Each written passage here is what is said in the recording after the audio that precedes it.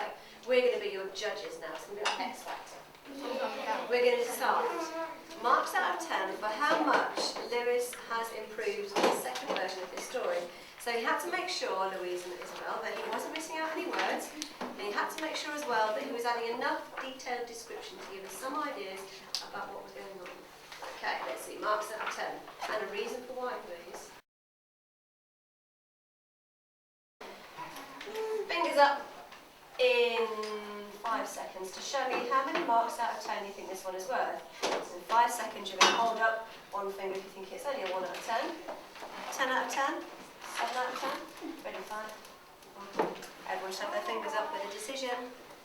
3. 2, 1, 0. 10. Oh my God. Oh, okay. I have a 9 over there. That's good. I have And a 9 one next to you. I have a 9. I have a 9. You have a 10. A 10. Wait, we have a 10. Okay, Lewis, I want you to pick Louis. 3 separate numbers and ask them to explain why. Excuse me, explain why you've only given me a 5. Because in the first story you had more descriptive words, and you didn't. In the second story you didn't explain the man that was changing the weather and the characters. And in the other, in the first one we had better descriptive words. In that one we had more. Rosie, what are you going to say? Because I can see you in the background. Yeah, like, because the first one was better because he had like more descriptive words, but in that one he didn't like describe the person who was changing the weather. Because I didn't get that far though. I didn't get that far. Rebecca, what did you think about the quality of the words that he used? They were quite good, but he could have used like more descriptive words. Give me an example. Like, Jonathan, you've spoken then.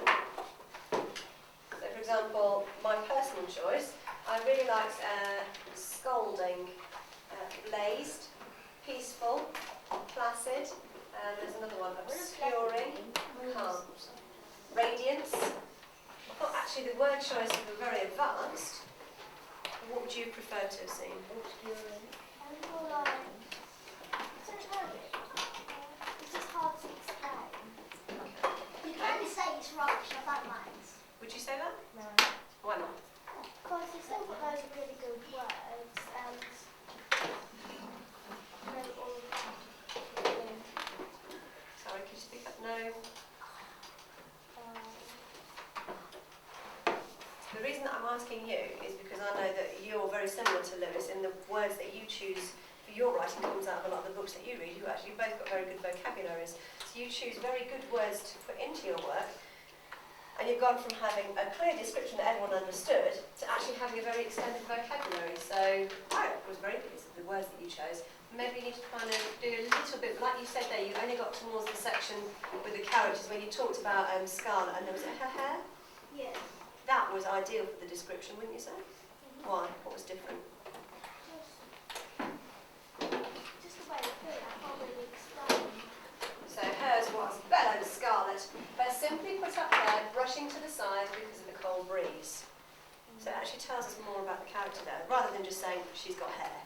It tells us what it's like. Okay. Owen, what did you give? Oh, sorry, I shouldn't do that. Lewis, you had 2 more choices for people who gave you marks. Let's give you a 10 out of 10, Tara. Well, because the description was really good, and instead of using like just hot and sunny, we actually used like scalding, heat, blazed, and it was really good description, and it was very like it was like a level 4 or 5 in vocabulary because it was really really good, and the way you describe Scarlett was really really good. Why? What did it do for you as a reader?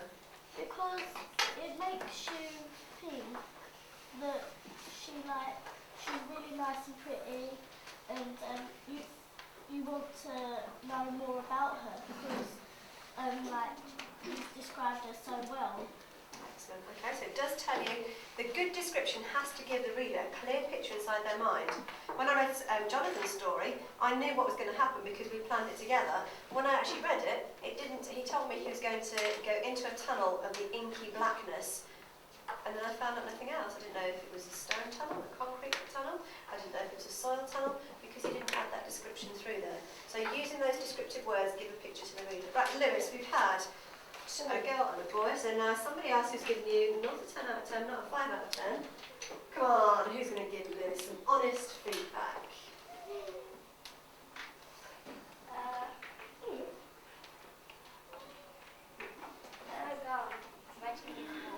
Well, like, you never really explained as much as, like, the first one.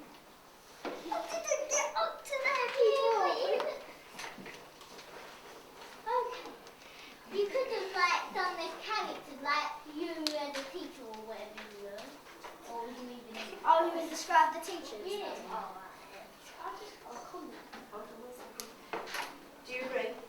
Yeah, I guess so. I missed that. All I said that he had a quiet voice and that's all. So I suppose I could have described him a bit better, like that he had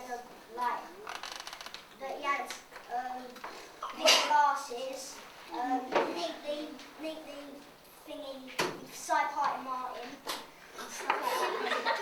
Okay. Using that simple phrase here, Scarlett, simply put up hair, gives me lots of details about Scarlett because now I can see Scarlett inside my head. Her hair's put up, so maybe she's one of these people that likes to be able to run around without having to spend lots of time touching her hair and checking she looks right in the reflection. You know, it tells me that she's a person that's maybe clean, tidy, organised, efficient. It's simply put up, but she looks quite attractive, so she cares about her appearance, but not enough to be vain. So a simple phrase like that actually helps to give you lots of character details. If you'd have said the teacher's placid voice, that tells you straight away using the word placid that actually the teacher's nice and calm, just like me, Helen.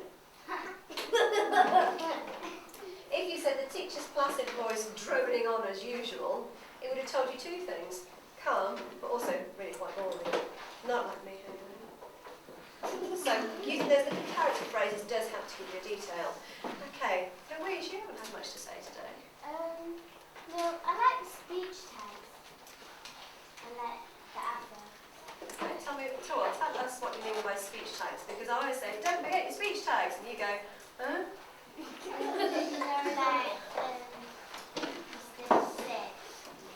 For example, what have we got in here today that actually caught your imagination and you thought, oh, I'm going to steal that and put that to my work? Because your speech tags are good as well. Yeah, definitely bellowed. And that's not just a, what are you doing? Or a, what are you doing? Or a, what are you doing? Bellowing, isn't it? It shows you how it's being said. That's what I mean by speech tags.